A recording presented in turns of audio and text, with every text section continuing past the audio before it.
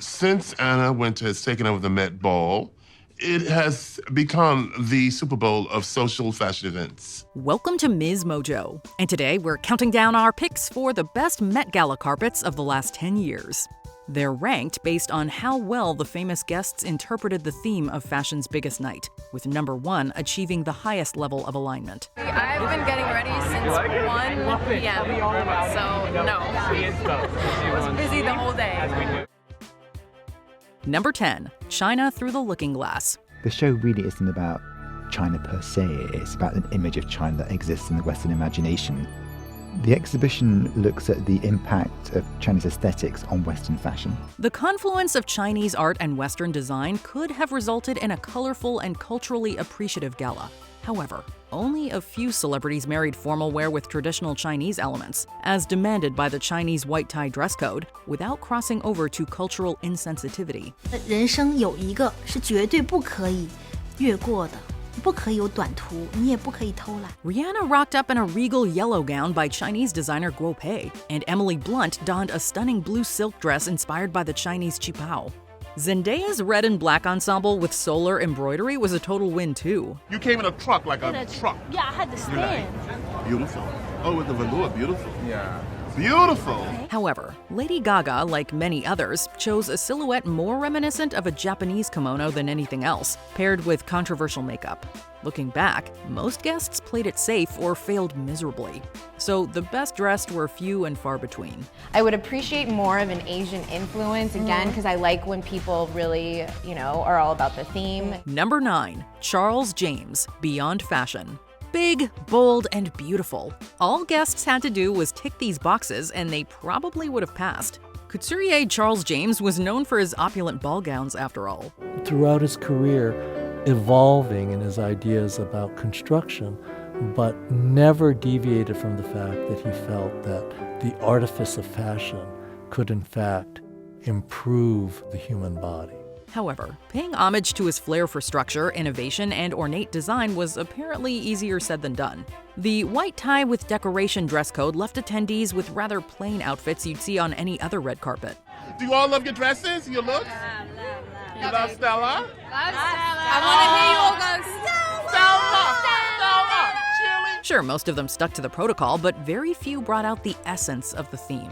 The latter group included Liu Wen, Sarah Jessica Parker, Karlie Kloss, and Karolina Kurkova.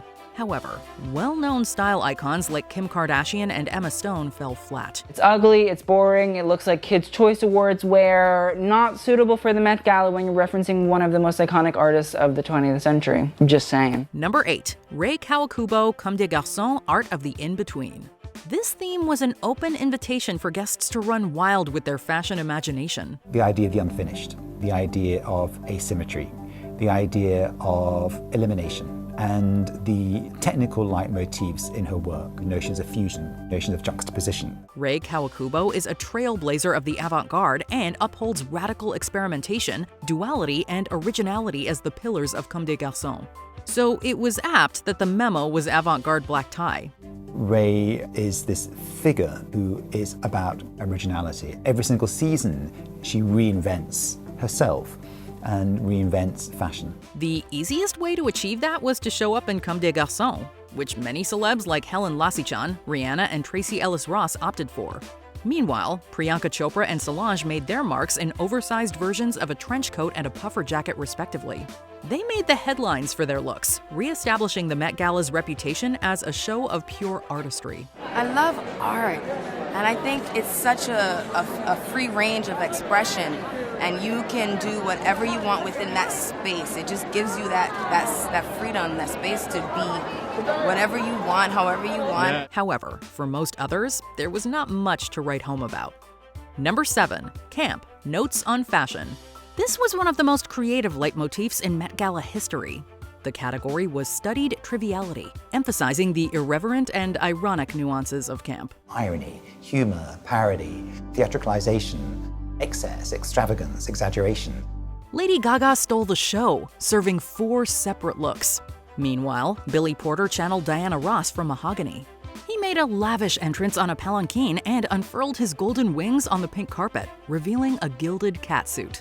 The Pose star embodied an Egyptian sun god and left us blinded by his shine. Well, camp, for those of us in the African-American community, we call it extra. Yes, honey. So it's as extra as you can be. Oh, you all type of extra tonight. I'm I love always it. extra. I love it. I've always been extra, so camp is, right in my wheelhouse, honey. Katy Perry came as a chandelier, Violet Chachki was an evening glove, and Janelle Monáe was giving, Janelle Monáe. However, too many celebs were stuck between trying too hard and not trying enough. Kris Jenner and Harry Styles, we're looking at you. I was really hoping that he would come out in something just more bold and just a showstopper. If he was wearing this same black outfit in lilac. Yes. He did not look bad at all, but we were all expecting a little bit more. Just saying. Number 6, In America, an anthology of fashion.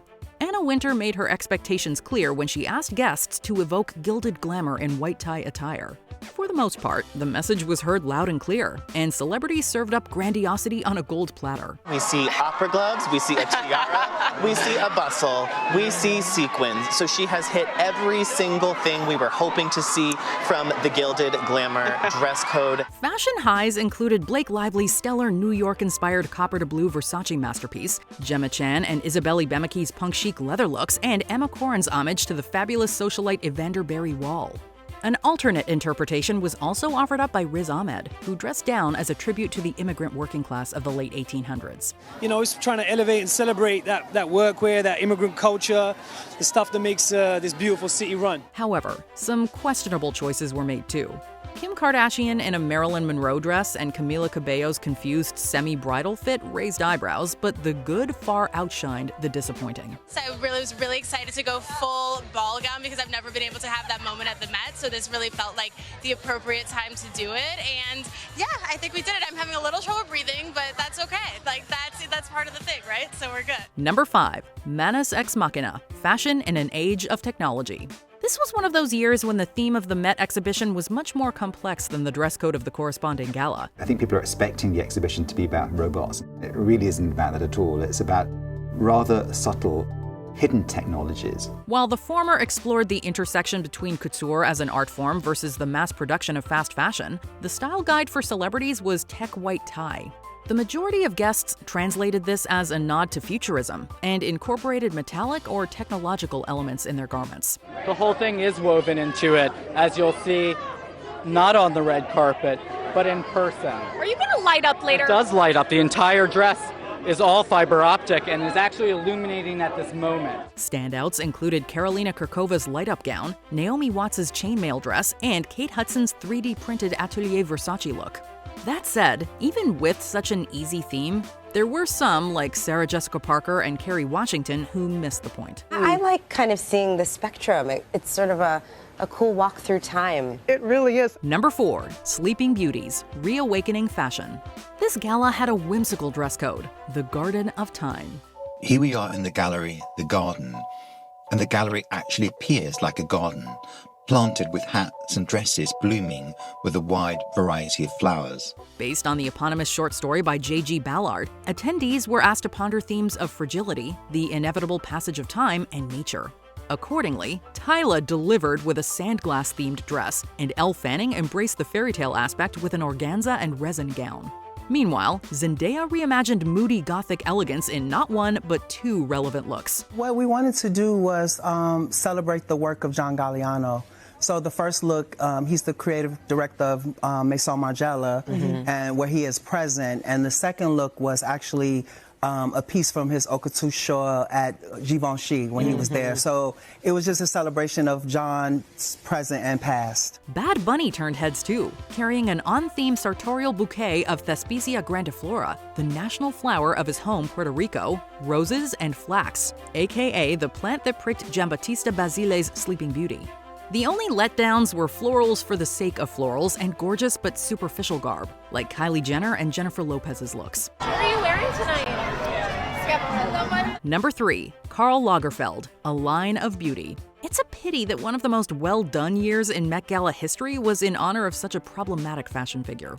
However, Karl Lagerfeld's contribution to brands like Chanel and Fendi is undeniable. One of Lagerfeld's most enduring and distinctive stylistic interests was the postmodern combination of the traditional proprieties of the couture and the transgressive provocations of the edgiest and wildest street styles. Thanks to his recognizable style, most guests had no trouble finding ways to express their respect for him.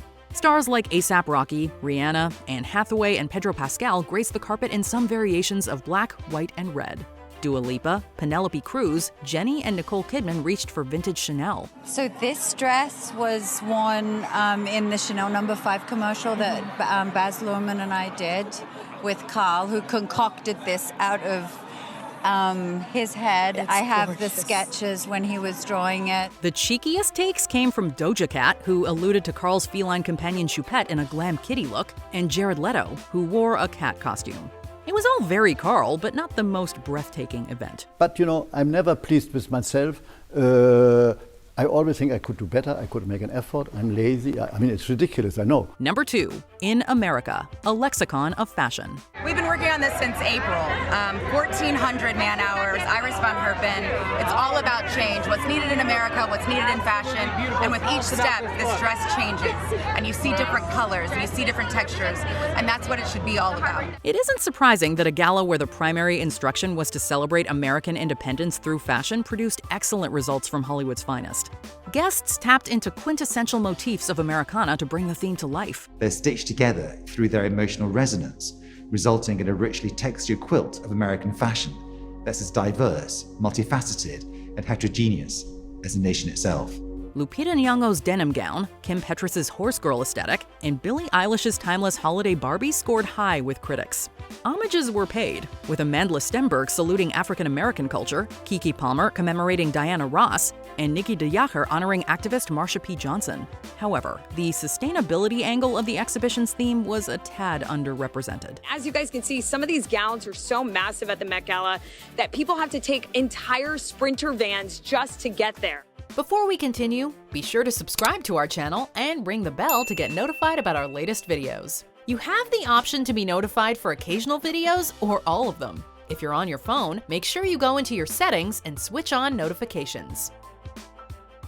Number 1, Heavenly Bodies, Fashion and the Catholic Imagination.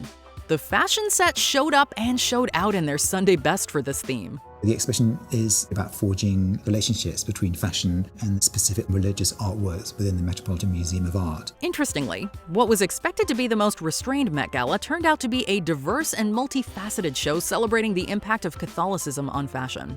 Amid the best of the best, Rihanna's papal ensemble was a clear winner, but there were several runners-up who left a deep impression. This included Zendaya's Joan of Arc tribute, Ariana Grande's Sistine Chapel-inspired look, Chadwick Boseman's suave ivory suit with intricate crosses, and Lena Waithe's rainbow cape. I'm repping my community, and I want everybody to know that, you can be whoever you are and be completely proud and be doing it. And wear the damn cape. Let's do it. Very rarely did a celebrity underwhelm us. So it's safe to say, not only did our faves understand the assignment, but they passed with flying colors. Oh, Jim Martin, he's an old friend of mine. He was there. He's a Jesuit priest who was advising us on the exhibition, and he came in his appropriate robes, and apparently all night people were coming up to him and saying, I really like the fact that you came as a sexy priest. If you could own any Met Gala outfit, which one would it be? Tell us in the comments down below. It's not about topping anything. It's about being appropriate for the moment. That's what I tell myself so that I don't lose my mind.